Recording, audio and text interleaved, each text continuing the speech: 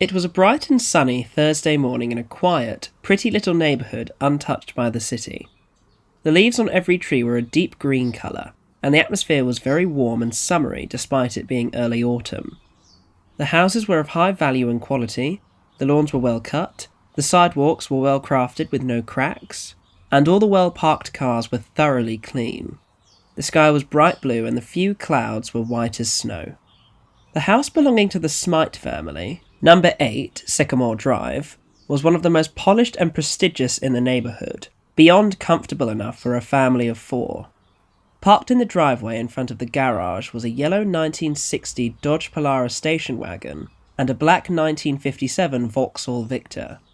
The former was for family-based activities such as road trips, school runs and shopping, while the latter belonged to the man of the house, strictly for driving to and from work or for making quick stops for simple errands. The master bedroom was lavish and well decorated. A king-size bed for 2 with a varnished mahogany frame, a floral duvet cover and extra soft pillows, a bedside table with a beautifully designed lamp and an ashtray on each side, a beige carpeted floor, a dressing table with a mirror, a desk of drawers, a walk-in wardrobe that connected to the main bathroom, and silky see-through white curtains covering the wooden-framed windows. The digital alarm clock on the left bedside table went from 6:59 to 7, which caused an alarm to sound. A large hand belonging to a well-built Neo reached out and gently pressed the button to switch the alarm off. He sighed, shot up, removed the duvet, and shifted to sit on the edge of his bed. At 38 going on 39, he was an average suburban husband and father, hard-working, honest, and friendly, but not very social or outwardly emotional. His hair was short, raven black and thin, bordering on balding. He was dressed in white pyjamas with blue pinstripes. Neo slipped his feet into his slippers, stood up, stretched with a loud groan, grabbed his grandfather's pocket watch off of his bedside table, and made his way into the walk-in wardrobe. He pocketed the watch as he approached the part of his wardrobe containing his shirts on coat hangers, picking a plain white one. He opened up a drawer containing a selection of neatly folded ties and chose a plain navy blue one. He walked over to a shelf of neatly folded trousers and picked a dark grey pair. To finish off, he grabbed a dark grey blazer, a pair of plain black socks, a white vest, black underpants, and a pair of black work shoes. He entered the bathroom holding everything in his hands and arms, closing the door behind him. Hattie was wide awake but resisting getting up, eventually forcing herself into sitting on the edge of the bed, moaning as she did so. At 35, she was a loyal, well-mannered and loving housewife and mother with a slightly stern but considerate demeanour. Her hair was short, neat and curly. She was wearing a pink nightgown and thin, almost see-through black socks. She walked over to the desk of drawers, removed her socks and gown, took out a fresh pair of socks and underpants, and made her way to the bathroom through the wardrobe. The bathroom was medium in size, containing a cupboard with various supplies, and a bolt lock on the main door. Hattie very casually joined her husband in the shower, with neither one of them even making a remotely sexual advance towards the other, or uttering a word, as if they were professionally cleaning themselves at the office. Neo didn't even have an erection. In the hallway, their 10-year-old son Tom rubbed his eyes as he approached the bathroom door. He was blonde, skinny, short, and mature for his age, although he was still a childish youngster, not enjoying many things other than football, food, and hanging around aimlessly with other boys his age. He was still dressed in his vest, pyjama trousers, and night socks. He tried the bathroom door 3 times, but it was locked. "Use the downstairs one, buddy," said Neo. "Okay," mumbled Tom. Just as Tom turned to go downstairs, Fiona, the 12-year-old Smite daughter, flew past with a skip in her step. She was already dressed in her own custom-made clothing with her pigtails done up, running down the stairs at a rapid speed. She was an energetic, crafty, loving daughter with a pleasant and caring attitude towards her parents. She loved to make her own things, from her toys to her clothing. Usually in her own world, she didn't have many friends, making a minor enemy out of her more level-headed brother. "Sorry, Tommy!" she cried. "It's okay," he said as he continued to rub his eyes. Tom slowly made his way down the stairs. He suddenly stopped and fully woke up, realising why his sister was apologising. He ran down towards the toilet under the stairs in a vain effort to reach it before Fiona. She made a sharp turn by gripping the banister and immediately beelined for the toilet, officially beating her brother and locking the door to seal her first place. Despite knowing it was hopeless, Tom still felt the need to try the handle, with his sister smugly telling him he was too late. "Just hurry up, please," said Tommy as he held his hands to his bladder. "I'll try my best," said Fiona. A disgruntled Tom ended up waiting for what felt like an hour due to his bladder bursting at the seams. The Smites' downstairs hallway was very fancy, boasting a red carpet along the oak wood floor, an antique Edwardian oak wood roll desktop against the wall of the stairs, a tall table with a very pretty lamp on it next to the desk, a hat and coat stand, a neat row of shoes near the maroon-coloured front door, a bright brown doormat, a small shelf with keys on and a mirror above it also next to the front door, and a few open doorways leading into different parts of the house. Tom, still desperate, heard Hattie's footsteps coming down the stairs. Although her hair was still drying, she was fully dressed in black tights, beige shoes, a knee-length beige skirt, and a bright blue shirt with a beige cardigan. She turned the banister to be greeted by her desperate son. "Why haven't you gotten dressed yet?" she asked. "I can't get dressed without having gone yet. What if I peed all over myself?" said Tom. "Dad's in the upstairs bathroom and Fiona beat me to this one. She's been in there for like a cajillion hours." "I need to go," said Fiona. "Right, well, send your sister in when she's done," said Hattie. "And make sure you're ready quickly, I'm putting breakfast on." Hattie entered the kitchen and Tom sarcastically thanked her under his breath. The sound of the toilet finally flushing gave Tom such a relief that he almost urinated all over himself. As soon as Fiona exited the toilet, Tom shoved her aside and jumped in, closing and locking the door. "There's no soap left," said Fiona. Tom cursed to himself and banged the door with his fist. Snickering at her brother's hygienic misfortune, Fiona promptly made her way into the kitchen. Back upstairs, Neo had finished his shower, gotten dressed, and was looking in the mirror above the sink as he adjusted his tie, hair, and collar.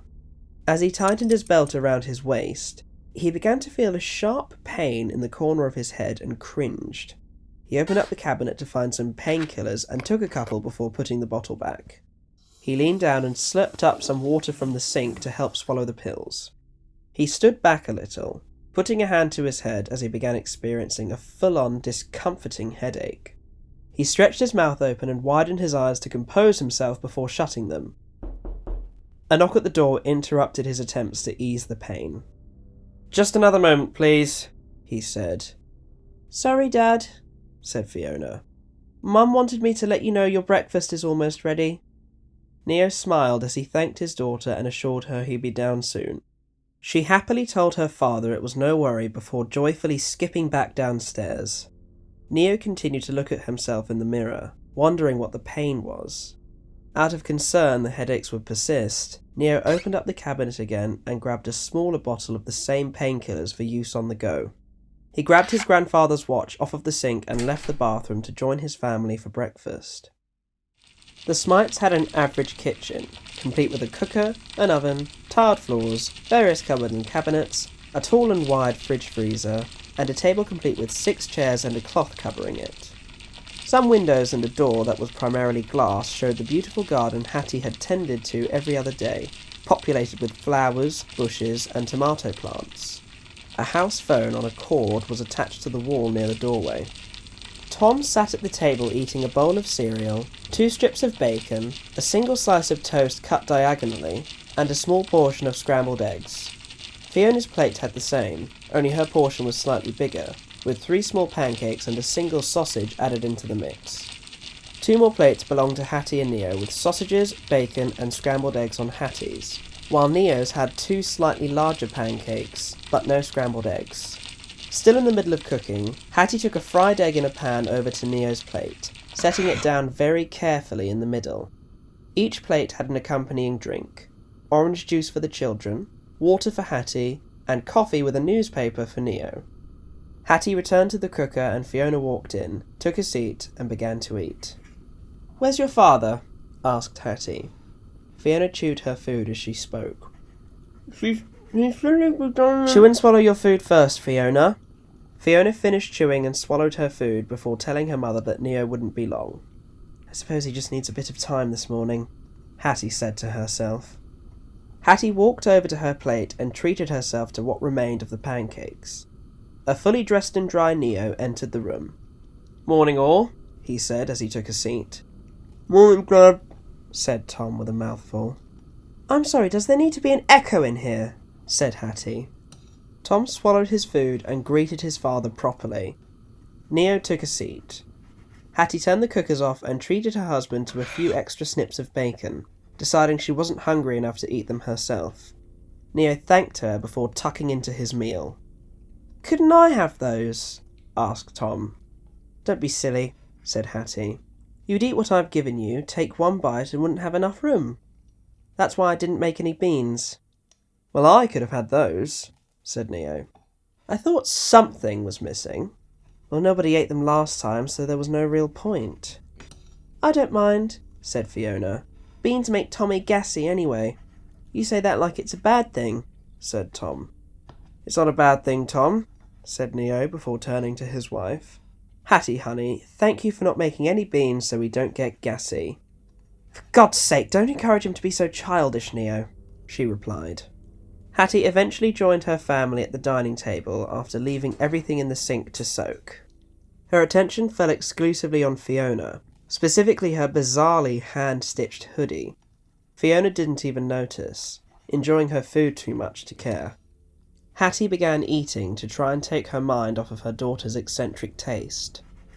After a moment, however, she couldn't help herself. "More patchwork and patterns on that hoodie of yours?" she asked. "Mm-hmm," Fiona replied. "Aren't you ever worried that maybe the other children at school will find it a bit odd?" Fiona finished chewing before answering that she knew the other children did, but she didn't care. "One of them called her Raggedy Ann and Andy's forgotten younger cousin," said Tom. "Shut up!" cried Fiona. "It's true!" "Thomas, be quiet!"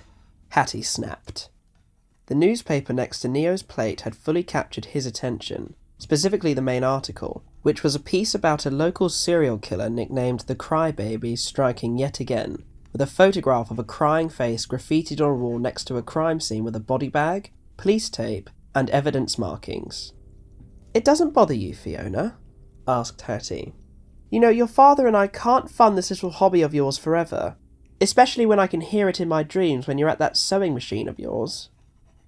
"It's just what I like to do," said Fiona with a shrug. "Hattie, if she enjoys it and it causes no harm, then let the girl do it," said Neo before finally putting his paper aside. "If those other devilish children send her home with a black eye and the things she makes all torn up, then it's a problem." Neo immediately returned to the Crybaby article. "Or if they dunk her head under a toilet seat," Tom muttered. "They did that to Mrs. Choi's son because he's an Asian," said Fiona. "Don't be ridiculous!" snapped Hattie. "No teacher would ever let someone get away with doing that to a boy, no matter what colour he is." "It's true!" Fiona cried. "Even I started calling him Clorox Head," said Tom. "That isn't very nice, Tom," said Neo, not looking away from the article. "How would you feel if your mother and I called you Blondie?" "It's only a fact," he replied with a shrug. Neo snickered through his nose. Hattie, unimpressed by her children's remarks, continued to eat. Neo began to experience discomfort in his head again, putting his paper aside and putting his forehead into his hand. Fiona asked if he was okay. "What's the matter, are you feeling unwell?" said Hattie. Neo replied, No, it's just... I've been getting headaches recently. He brushed it off and began eating. "It's nothing. Just a slight pain." "I don't want you to be in pain, Daddy," said Fiona.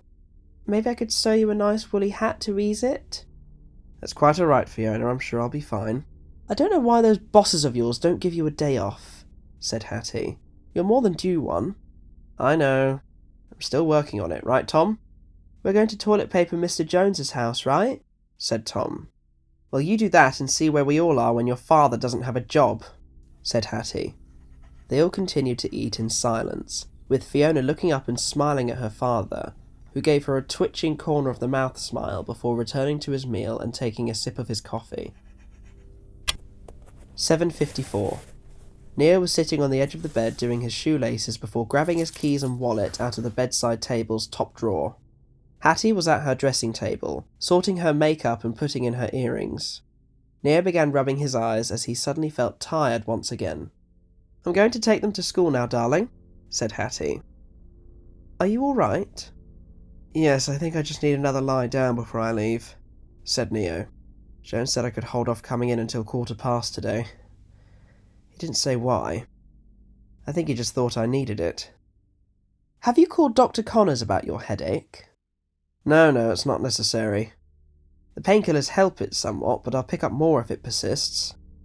Hattie offered to pick some up on the way home as she finished doing her makeup. She walked around the bed to her husband and kissed him on the forehead before leaving the room. As Neo watched his wife leave like a stone-faced inmate watching someone through reinforced glass, he heard a pulse in his ears. His eyes became hollow and devoid of life, and he saw Hattie's face against a black background flash before his very eyes several times for split seconds as her nose slowly bled. Once the blood reached her upper lip, Neo snapped himself out of his trance and the pulse stopped. Downstairs, Tom, with his shoes on and laces tied, aimlessly clapped his hands together to keep himself from being bored. Fiona twirled and pranced around, playing with one of her shoes while the other lay on the doormat. Hattie walked down the stairs, prompting Tom to stop his clapping. Fiona did not stop playing. "Fiona!" yelled Hattie. Fiona stopped without looking, causing her to fall against the table with the lamp on it. Hattie hurriedly ran down the remaining steps and around the banister, managing to prevent the table and lamp from falling. Tom shook his head, while Hattie firmly grabbed Fiona by her hoodie sleeve and brought her over to the coat hanger. She took her daughter's customised denim jacket off of the hanger and attempted to stick it on her. Fiona resisted. "Oh, stop it!" said Hattie. Fiona finally complied before her mother ordered her to put her shoes on. She turned to Tom to bark orders at him, only to be politely greeted by him holding his and Fiona's backpacks in his hands. "Thank you, Tom," said Hattie. "Are your lunches inside?" "Yep," he replied. "All rolled up under our books and pencil cases." "Won't that cause them to get squashed, dear?" Tom shrugged and declared he didn't mind. Hattie tutted and took Fiona's bag. "Strange children," she muttered. As Hattie turned around, Fiona jumped up, startling her a little. Hattie angrily handed Fiona her bag before grabbing and putting on her thin coat and beret. She handed Tom his black jacket, grabbed her bag, and grabbed the station wagon and front door keys. She opened the front door and stood aside, allowing the children to leave first. Fiona jumped over the porch steps entirely, and Tom hurriedly speed-walked down them. Both of them ran towards the station wagon and began pulling aimlessly at a passenger door each. Hattie closed the front door and remotely unlocked the station wagon. The children jumped into the back of the car and slammed the doors shut. Hattie got into the driver's seat and turned the car on. She reminded the children to put their seatbelts on, only to be satisfied that they had already done so without needing to be told. While their mother was focused on reversing onto the road, Fiona teased Tom by scratching his neck with her index finger. He trapped her hand between his head and shoulder, prompting her to giggle as Tom whined for her to stop. "Let go, then!" said Fiona. In the kitchen, Neo heated up some coffee on the stove before pouring himself a scaldingly hot fresh mug. He walked to the living room. It was spacious and clean, with 2 armchairs, one for him and one for Hattie, with a small desk next to them each, a couch, carpeted floor, a 4-person family table, a fireplace with a large mirror on the wall above the mantel, a decently sized television within a floor-level bookshelf stand, a patio door leading to the garden, and a 2-shelf tray with alcohol such as whiskey in a decanter, gin, vodka, dark rum, white rum, and mixers such as tonic, lemonade, and cranberry juice. The room was decorated with some flowers in thin vases on the fireplace mantel. Neo took a seat in his armchair.